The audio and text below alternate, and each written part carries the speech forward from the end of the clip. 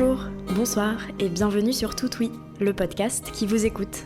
Je suis Johanna et je vous rencontre pour une saison 2 consacrée au sport, où chaque épisode dure aussi longtemps que vous avez de choses à me raconter. Dans cet épisode, c'est Loïc qui vient nous partager son rapport au sport.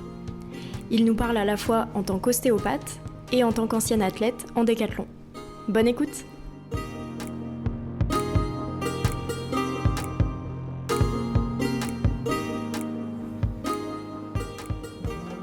Pour moi, le sport, ça peut être vu de plein de manières différentes. Je pense que c'est intéressant de parler plus d'activité physique, presque.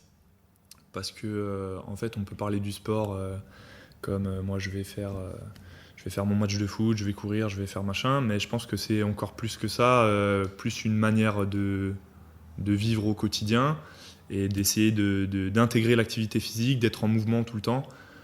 C'est ça qui est le plus intéressant pour moi, je pense. Et donc c'est vraiment plus une notion globale que vraiment juste voilà, moi je fais du foot, moi je fais du handball. Je pense que c'est un peu comment on intègre l'activité physique dans notre quotidien, donc être en mouvement un peu tout le temps, pas rester trop dans la sédentarité et être en mouvement. Dans ma vie, moi le sport ça a eu une place extrêmement importante. Dès très jeune, je pense, parce que ça a créé ça a constitué un lien vraiment important, surtout avec mon père, avec mes deux frangins aussi. Donc très très jeune, j'ai été dans le sport.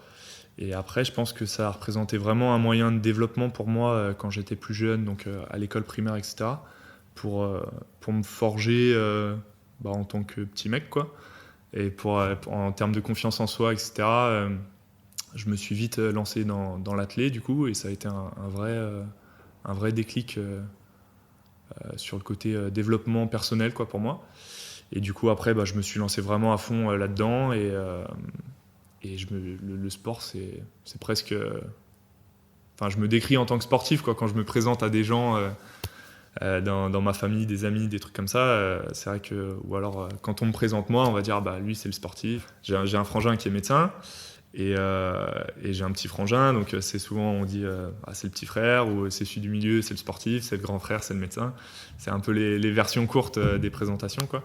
Mais c'est vrai que c'est un peu des étiquettes qu'on se colle, et au final je trouve qu'on se décrit facilement comme ça. Enfin, là je suis plus sur ma fin de petite carrière sportive, si on peut dire. Donc j'ai fait du décathlon, j'ai été à haut niveau. Et là, parce que je commence à bosser en tant qu'ostéo, parce que j'ai beaucoup moins de temps, parce que je suis blessé, parce que j'ai plus de coach, pour plein de raisons différentes, je m'entraîne beaucoup moins.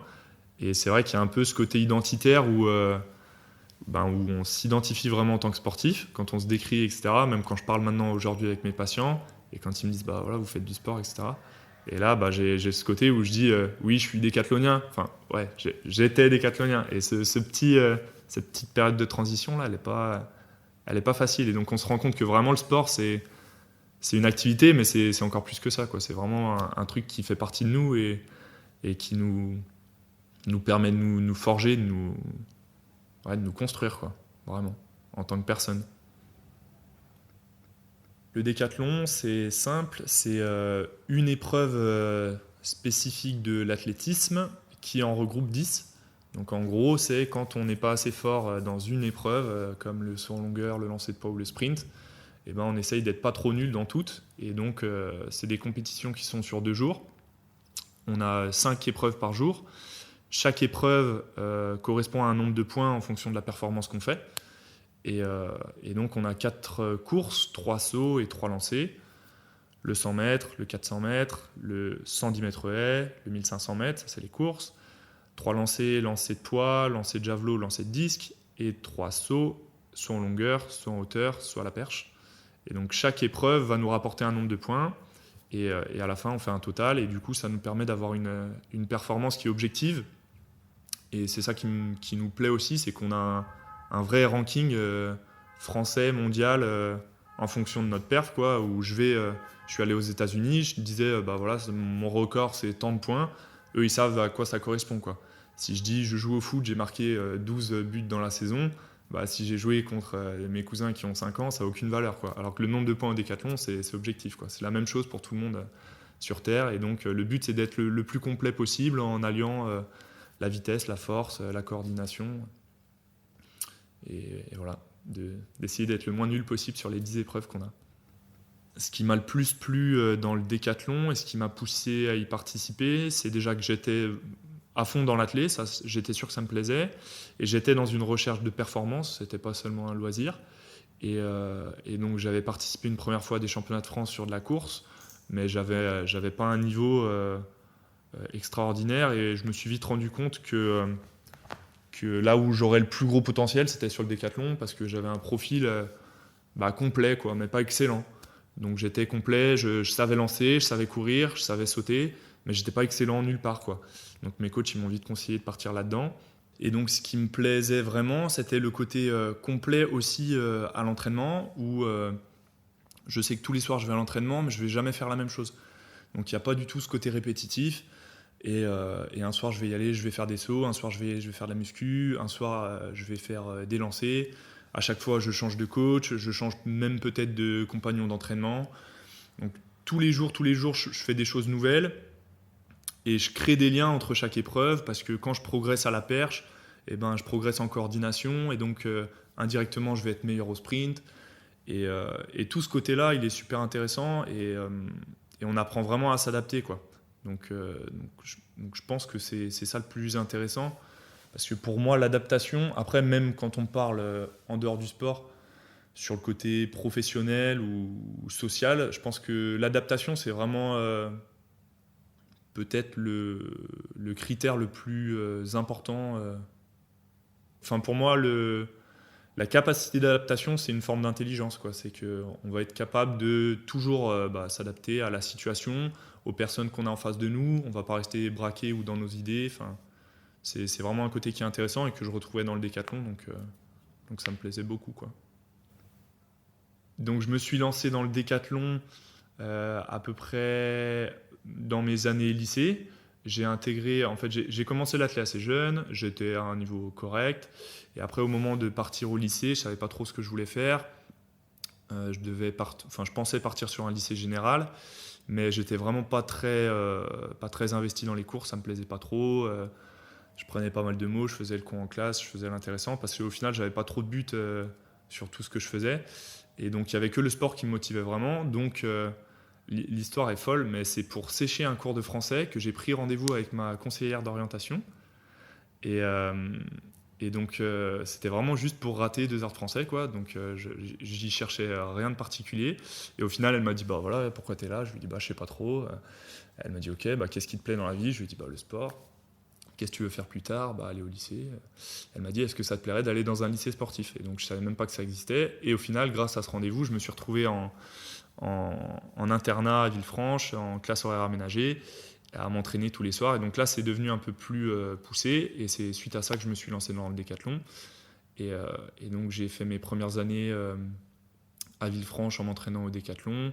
J'ai commencé à faire mes premiers championnats de France. Donc, ça commençait à être pas trop mal. Après, j'ai commencé à faire des stages départementaux, régionaux, etc.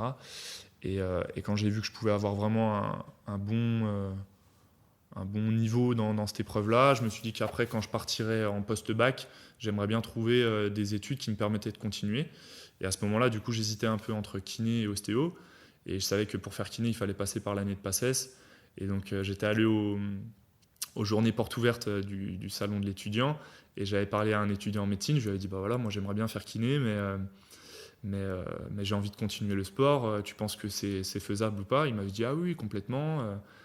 Tu pourras faire du sport et tout. Je lui dis, bah ouais, tu fais combien de sport par semaine? Il me disait, bah, je fais un footing de 1 heure par semaine. Et donc là, j'avais vite compris que ça serait pas possible du tout, quoi. Et donc en fait, je me dirigeais vers la sortie, et là, je tombe sur le stand d'une école d'ostéo, vraiment par hasard. Et puis, ça m'a bien souri, quoi, parce qu'au final, je suis bien content, et je pense même que l'approche ostéo me plaît beaucoup plus que l'approche kiné.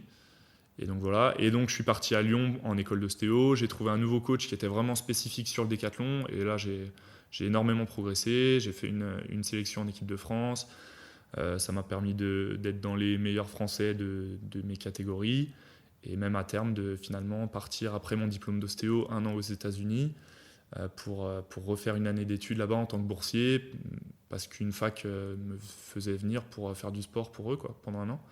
Et donc j'ai été un an au Texas pour faire du décathlon, quoi. Donc c'est plutôt cool.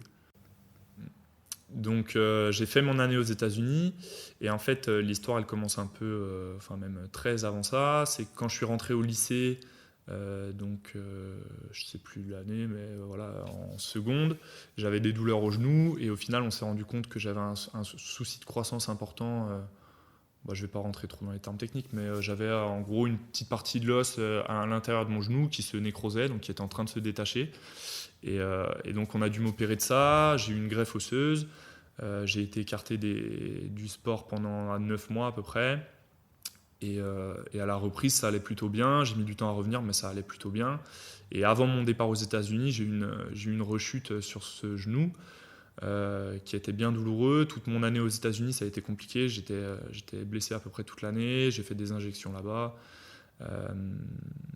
Je bricolais, quoi, mais je trouvais que j'étais déjà plus dans la recherche de performance parce que j'avais tout le temps mal et que c'était la merde, quoi. Ouais, je bricolais et c'était un peu la merde, mais j'ai serré les dents et pour finir l'année, quoi. Au final, ça s'est pas trop mal passé, mais ça a participé aussi parmi plein d'autres trucs à mon idée de rentrer en France parce que l'école voulait me garder sur un contrat de 2 voire 3 ans, mais j'avais bien envie de rentrer et donc là j'ai refait des examens et on voit que mon genou il est dans un état vraiment pas terrible et que certainement qu'il va falloir le réopérer. Donc pour l'instant, je suis un peu en stand-by parce que c'est pas le meilleur moment de le faire par rapport à mon boulot. Mais ouais, pour le sport, ça devient compliqué. Donc il n'y a rien d'officiel encore, mais je pense que le décathlon, c'est derrière moi, malheureusement. En fait, c'est mon cartilage là, qui est complètement abîmé à ce niveau-là. Et donc on me propose une opération. C'est un peu technique, ça se fait pas beaucoup.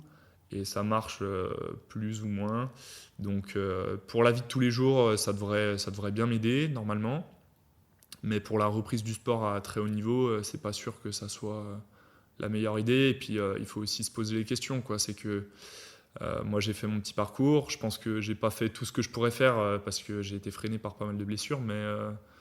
Mais je vois bien que j'ai tiré dessus, j'ai détérioré l'état du genou et faut peser le pour et le contre, quoi. Est-ce que c'est une bonne idée de réopérer puis de reforcer dessus à fond et à 35 ans plus être capable de faire du sport pour le plaisir ou jouer avec ses gosses c'est un peu dommage, quoi. Donc je me demande, on verra. En tout cas, je veux absolument pas arrêter le sport et l'opération, ça sera peut-être plus un moyen de pouvoir continuer à me faire plaisir justement sur du sport loisir que vraiment repartir sur un schéma de sport à haut niveau qui est de toute façon pas tellement possible aujourd'hui au vu de mon quotidien avec le boulot et tout ce que j'ai à faire, quoi. Parce que le décathlon, peut-être encore plus que d'autres sports, ça demande un investissement extrême. Vu qu'on a 10 épreuves à préparer, ça demande, je sais pas, mais au moins 2 heures d'entraînement par jour, quoi. Et du repos, et donc c'est compliqué, quoi. C'est compliqué de dire si j'ai déjà fait le deuil, si on peut dire, du décathlon. Je pense pas, parce que ça me manque, mais c'est en fait, on se fait une raison, quoi. Et je vois bien que de toute façon, les choses vont vite, quoi. Et donc, déjà après un an sans entraînement, là, j'ai refait une petite compète plus pour le plaisir, et je vois bien que je suis à des années-lumière de ce que je serais censé faire en termes de niveau. Et je pense, après c'est personnel, que quand on a fait un sport dans une recherche de perf, vraiment à haut niveau, le jour où on se rend compte que c'est sûrement fini pour le très haut niveau ou la recherche de perf, on n'a pas grande envie de continuer à le faire pour le plaisir à 50%, quoi. Donc je suis pas sûr qu'un Michael Phelps il continue à aller nager pour le plaisir.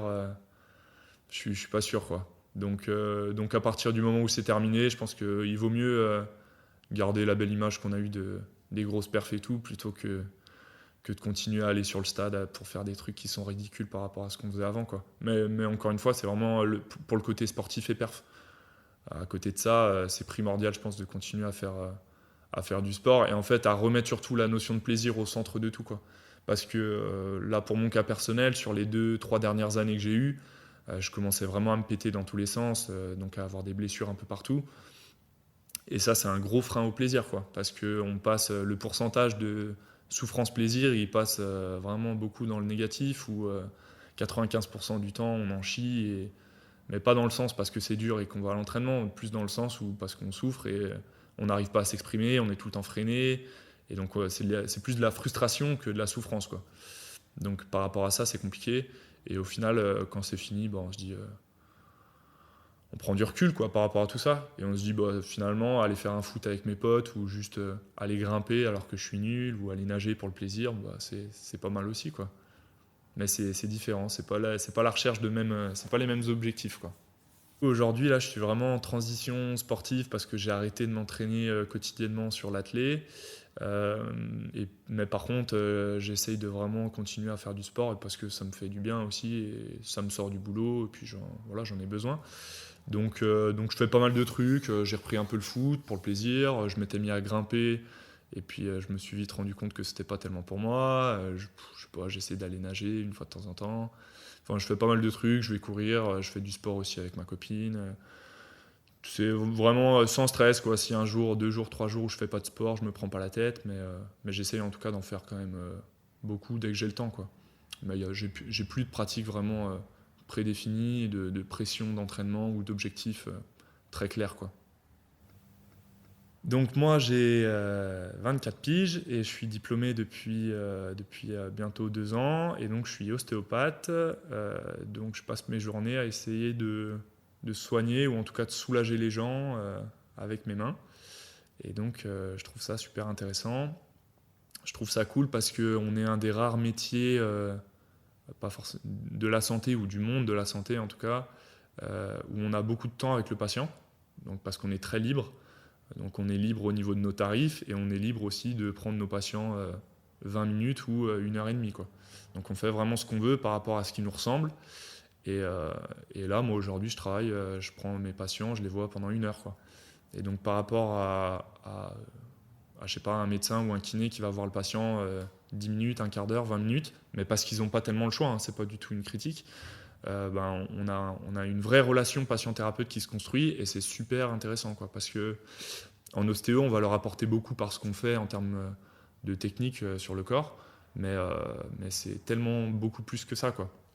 Il y a tout l'environnement de la séance qui va être important et cette relation qui se construit qui va influer sur les résultats, c'est sûr et certain, quoi.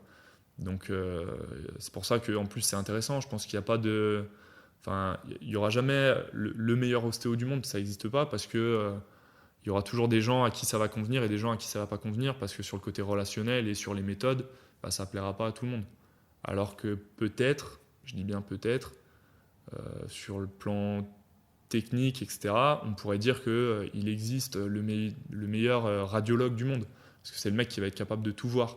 Alors qu'un ostéo, je ne suis pas sûr. Je pense que vraiment ça va dépendre des personnes. Et moi, peut-être que l'ostéo que je vais adorer, d'autres personnes, ils vont pas les aimer du tout. Et donc c'est super personnel et c'est une construction de tous les jours. Et je pense qu'on peut pas finir l'ostéopathie, quoi. Même les vieux ostéos qui sont super inspirants, ils s'arrêtent pas de bosser parce qu'ils disent qu'à 75, 80 balais, ils continuent à apprendre des trucs tous les jours, quoi. Donc ça, c'est vraiment intéressant, je trouve. Ce que je préfère dans mon métier, dans l'ostéopathie, je pense que c'est déjà le contact avec les patients, qui est du coup différent tous les jours, parce que, je sais pas, dans la journée, on peut voir de 2 à 10 patients, quoi. On n'est jamais au contact des mêmes personnes. Donc ça, c'est intéressant, parce que, aussi bien dans le bon sens que dans le mauvais sens, s'il y a un patient avec qui on n'accroche pas trop, ça va durer 1 heure et pas plus, alors que si on est avec son patron qu'on n'aime pas, ça dure toute l'année, voire plus. Et on va avoir des profils super différents et en fait on apprend tous les jours, quoi. Parce qu'on parle avec les patients, ils nous parlent de leur métier, ils nous parlent de leur quotidien, des erreurs qu'ils ont fait même dans leur vie perso ou des trucs qu'ils ont bien réussi. Et au final c'est un peu un shot concentré d'expérience qu'on se prend dans la tête tous les jours, quoi. Et donc ça nous apprend plein de trucs et ça nous fait prendre du recul parce que les gens qui viennent nous voir en général c'est parce qu'ils ont besoin d'aide, que ce soit sur le plan physique ou sur le plan émotionnel ou sur plein d'autres trucs, quoi. Donc c'est qu'il y a des choses à améliorer dans leur vie et nous on est là pour essayer de les aider, quoi. Et moi du haut de mes 24 ans, je suis obligé d'essayer de travailler à côté pour rapidement prendre l'expérience d'un sage qui a 60 ans et essayer de les aider, quoi. Donc il y a la technique, ça qu'on apprend à l'école, mais tout le reste après ça s'apprend sur le terrain, quoi. Et donc tous les jours j'apprends, je fais des bêtises, je dis des conneries, mais j'espère que tous les jours je suis un peu meilleur, quoi, et que j'aide bien mes patients. La différence entre kiné et ostéo, c'est vraiment, je pense, la question qu'on nous pose le plus aux ostéos, et qui est pourtant pas si simple à répondre. En général, quand on demande si je sais pas, avec des potes ou en soirée, ou que je veux répondre vraiment rapidement, je vais dire que, en gros, on va voir le kiné pour faire de la rééducation, alors qu'on va voir l'ostéo pour faire plus un travail de rééquilibrage du corps, quoi. Donc on va aller voir l'ostéo plus de manière ponctuelle. Sur certains motifs, on peut être amené à travailler sur 2, 3, peut-être 4 séances, des trucs comme ça, ou un peu plus à long terme. Je sais pas, sur des problématiques de maux de tête, de problèmes digestifs, des problématiques émotionnelles, des choses comme ça.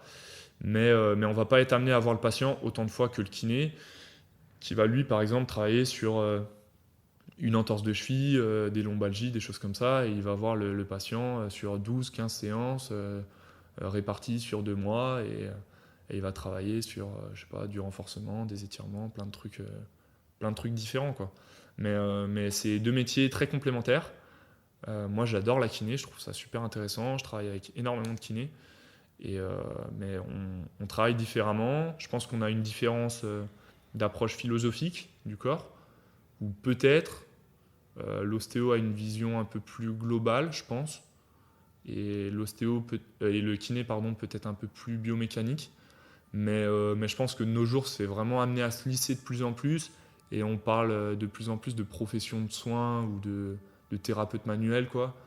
Et de plus en plus, les ostéos utilisent des techniques de kiné, les kinés des techniques d'ostéo, et tout est amené à se lisser un peu, quoi. Et du coup, en fait, au final, je pense que le plus important, c'est de trouver des thérapeutes de confiance, de bien s'entourer avec des gens compétents, quoi, avec un kiné, un ostéo, et que tout le monde communique entre eux, quoi. C'est ça le plus important, parce qu'on va être très complémentaires, mais voilà, les gourous qui font tout dans leur coin, c'est amené à exister de moins en moins, quoi. Et donc tout se lisse un peu, les ostéos travaillent avec les kinés avec les médecins avec les ostéos. Tout le monde travaille un peu ensemble, main dans la main, quoi. Et les ostéos qui vont dire que les médecins et les kinés, c'est des cons et qu'ils font n'importe quoi, ben, je suis pas sûr que ça soit très malin, quoi. Chacun son métier, chacun son truc. Et c'est si on travaille tous ensemble que ça va être le plus bénéfique pour le patient. Mes journées idéales en tant qu'ostéo à l'avenir, je pense que ça serait déjà de développer une patientèle intéressante, parce que on va pas se mentir, aujourd'hui en France, il y a de plus en plus d'ostéos qui sont diplômés, et il y en a peut-être même plus que la demande en ostéopathie. Donc aujourd'hui, quand on sort et qu'on est diplômé en kiné, on pose une plaque et on est plein en 1 mois, quoi, maximum. Et en ostéo, c'est pas du tout le cas, suivant où on s'installe. Donc faire le choix de s'installer dans une grande ville comme Lyon, c'est pas le choix le plus facile. Mais j'ai fait ce choix-là parce que j'avais envie de bosser en ville et de pouvoir m'entourer justement de gens qui sont compétents. Et c'est certainement moins le cas à la campagne, ou en tout cas c'est beaucoup plus rare. Et j'avais aussi envie de pouvoir bosser dans le milieu du sport. Et c'est la même chose, quoi. Une ville comme Lyon, ça brasse des milliers de sportifs, là où si tu bosses en campagne, tu vas peut-être pouvoir travailler avec les équipes locales, mais tu vas moins être porté sur le sport de haut niveau, comme moi j'aimerais m'en approcher, et comme je peux le faire à Lyon, quoi, par exemple. Et donc du coup, mes journées idéales, pour moi, c'est pouvoir bosser suffisamment pour bien gagner ma vie, mais ne pas être noyé sous le boulot. Parce que je pense que les générations précédentes qu'on avait, nos parents, etc., même les plus anciens ostéos, ils bossaient énormément, même les médecins de famille, ils font des journées de fous furieux, et ils ont des comptes en banque bien remplis, mais je ne sais pas s'ils sont si heureux que ça, quoi. Et sur le côté social, familial, etc., même sur le plan personnel, eux, je ne sais pas s'ils ont le temps de faire des trucs qui leur plaisent vraiment, à part leur métier, quoi, qui leur plaît sûrement. Mais donc moi, ce n'est pas mon objectif.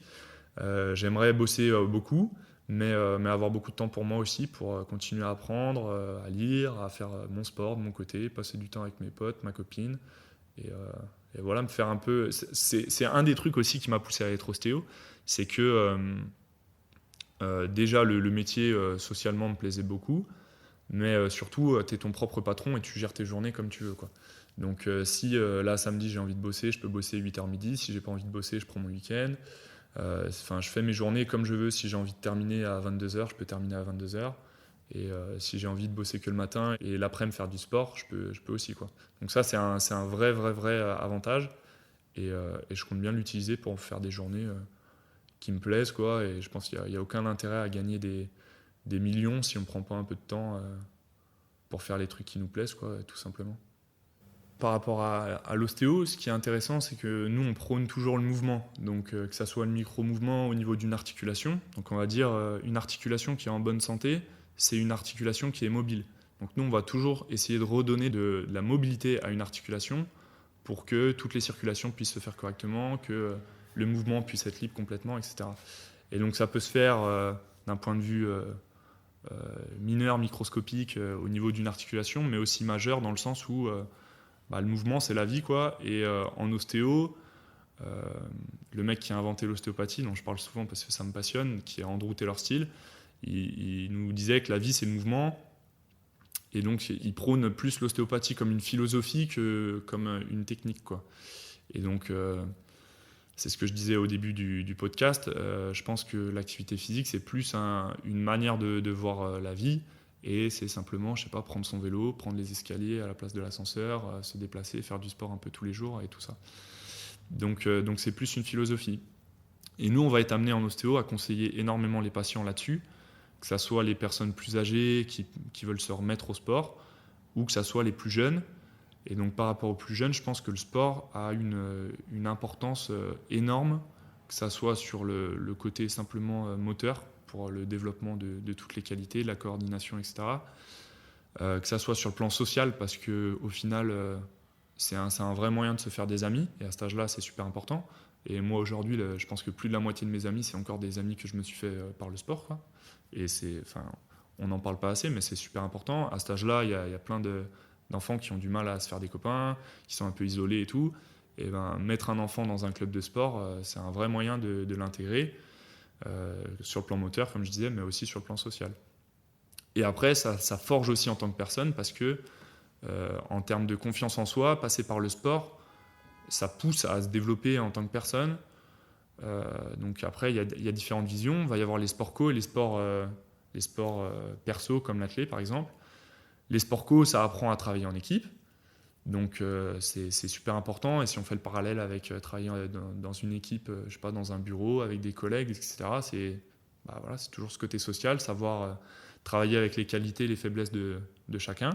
Et sur le plan perso, c'est aussi se mettre face à toi et toi seul. Tu peux compter sur personne d'autre. Tu es à la ligne de départ, tu as 400 mètres à faire. C'est pas ton pote qui va te tirer, et tu sais que c'est à toi de pousser, de courir le plus vite possible. Et ça te met face à tes responsabilités. Et donc je pense qu'avoir un passif de sportif, c'est super important. C'est pas pour rien que même lors des entretiens, on le met souvent en avant, parce que les patrons, ils aiment bien ça. Je pense qu'ils savent que les sportifs, c'est des gens qui savent s'organiser, c'est des gens qui savent préparer des échéances. Je sais que moi, je vois par exemple la différence entre mes copains sportifs et les gens que je connaissais qui étaient non sportifs pour la préparation du bac, pour la préparation des partiels après en école d'ostéo. Mais il y avait une différence folle, quoi. Par rapport à la gestion du stress, c'est super important, parce que, je sais pas, moi j'ai toujours été mais 1 million de fois plus stressé au départ d'un 1500 mètres qu'avant d'aller faire mes partiels de pratique en dernière année d'ostéo, quoi. Donc c'est différent, et ça fait prendre du recul sur plein de choses. Mais sur le développement de la confiance en soi, c'est sûr et certain que c'est hyper important, quoi. Hyper important. Quand on est diplômé en ostéo, on est habilité à travailler avec des personnes de tout âge, quoi. Donc il y a des formations ensuite pour travailler vraiment plus particulièrement sur les nourrissons, mais en tout cas sur les enfants à partir de, je sais pas, 4-5 ans, tous les ostéos diplômés sont complètement capables de les prendre en charge et de les accompagner. Et c'est aussi à cet âge-là un accompagnement des parents, quoi, sur du conseil, la vie de tous les jours. Et donc ouais, on peut travailler avec des personnes très âgés et très jeunes, du sportif au sédentaire, avec tout le monde, quoi. Au cabinet actuellement, moi je vois surtout, je dirais du coup surtout des sportifs, donc allez, 16 à 45 ans. Je pense que c'est vraiment la plus grosse, la majeure partie de ma patientèle.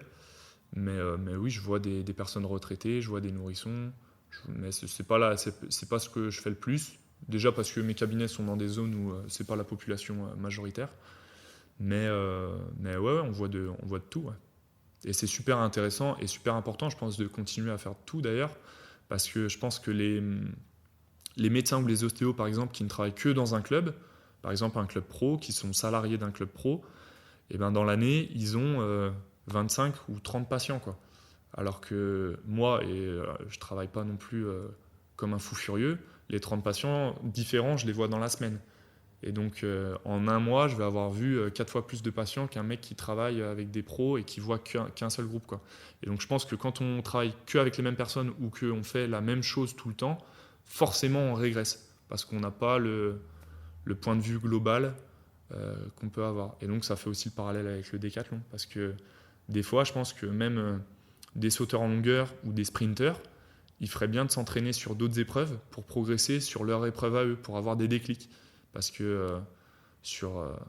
Après, on rentre dans les détails, mais sur des sensations de tension, sur certaines zones du corps, sur des phases de poussée, des points techniques, et ben peut-être que de développer autre chose, ça va te permettre de progresser sur ton épreuve à toi de base, quoi. Donc c'est pour ça que l'ostéopathie, c'est passionnant, parce qu'on a une approche super globale et on n'est pas du tout fermé à une partie du corps ou un type de patient, quoi. Et donc si on devait faire un peu une conclusion à tout ce qu'on a raconté ou tout ce que j'ai raconté aujourd'hui, je crois que ce qu'il faut bien retenir au final, c'est que le sport, il a pas d'intérêt pour moi s'il n'est pas associé à du plaisir, quoi. Donc ça c'est pareil quand j'en parle avec des patients qui veulent se remettre au sport ou quoi que ce soit et qui me demandent qu'est-ce que je devrais faire comme sport. Le premier truc, on a beaucoup dit, par exemple, un patient qui est en surpoids, il faut faire attention, il vaut mieux faire du vélo et de la natation parce que c'est en décharge. Et franchement, le patient qui a été obèse plus jeune et qui se faisait moquer à la piscine, et pour lui c'est un vrai traumatisme, ou le mec qui a jamais appris à faire du vélo ou qui déteste le vélo, et ben, à la sortie du cabinet, il va en faire pendant 6 jours parce qu'il pense que c'est bien pour lui. Mais s'il déteste ça, une semaine après, il va arrêter, quoi. Et donc ça sert à rien du tout. Donc je pense que le plus important, c'est de faire du sport, mais de faire ce qui nous plaît, quoi. Et si ce qui te plaît, c'est de faire 20 tours de stade tous les soirs, fais ça. Si c'est d'aller nager, fais ça. Si c'est d'aller en courant, je sais pas, de faire 5 fois la montée à Fourvière par les escaliers à fond, voilà, tu fais ça. Peu importe, en fait. Ce qui est important, c'est de bouger, de se dépenser, parce que c'est trop important, mais même d'un point de vue métabolique, d'un point de vue psychique, c'est trop important. Mais il faut faire ce qui nous plaît, quoi, pour que ça soit viable sur le long terme. C'est comme les régimes. Les régimes, c'est de la merde. Il faut arrêter les régimes, ça sert à rien du tout. Ce qu'il faut, c'est voir le long terme et essayer de construire un truc qui soit viable sur le long terme, quoi. Et il ne faut pas qu'on ait l'impression de faire des efforts. Au début, il faut faire un peu l'effort de se remettre au sport si on n'en fait pas. Mais une fois qu'on se rend compte que ça nous fait du bien, on va plus devoir les freiner qu'autre chose, quoi. Et si c'est pas le cas, c'est que simplement ils n'ont pas trouvé ce qui leur plaît. Un dernier truc peut-être que j'aimerais aborder, c'est garder en tête que pour moi je donne pas de leçons parce que j'ai 24 ans et encore une fois c'est juste mon avis, hein. Mais pour moi, et en plus c'est une banalité extrême, c'est que la vérité elle se trouve vraiment jamais dans les extrêmes, quoi. Et donc c'est pareil pour le sport. Je pense que être sédentaire, vraiment dans la vie de tous les jours, c'est la pire chose qu'on puisse faire à notre corps qui est fait pour bouger, quoi. Notre corps, il est créé pour le mouvement. Mais à contrario, par exemple, le sport de haut niveau, je pense que c'est vraiment pas la pratique la plus optimale du sport. C'est-à-dire que des footeux qui ont 35 ans et qui ont joué pro, ils sont dans un état, pour certains, qui peut être lamentable, quoi. Et moi, pour avoir pratiqué le sport à haut niveau, pareil, pendant quelques années, en ayant tiré sur des blessures et tout, le lendemain d'un match de foot, aujourd'hui, il ne faut pas me voir me lever le matin, hein, c'est catastrophique. Donc Donc franchement, il faut se déculpabiliser par rapport à ça. On est beaucoup dans un monde de paraître, je pense, aujourd'hui, avec les réseaux sociaux et tout, et on se compare toujours aux meilleurs sportifs, aux meilleurs influenceurs ou je sais pas quoi. Mais la meilleure pratique du sport pour la santé, c'est vraiment une pratique du sport qui est banale et basée sur le plaisir et qui n'est pas dans l'excès, quoi. Donc qui va être un peu tous les jours ou plusieurs fois par semaine, mais sans que ça soit 2 heures tous les jours à fond, à se mettre dans des étapes pitoyables, quoi.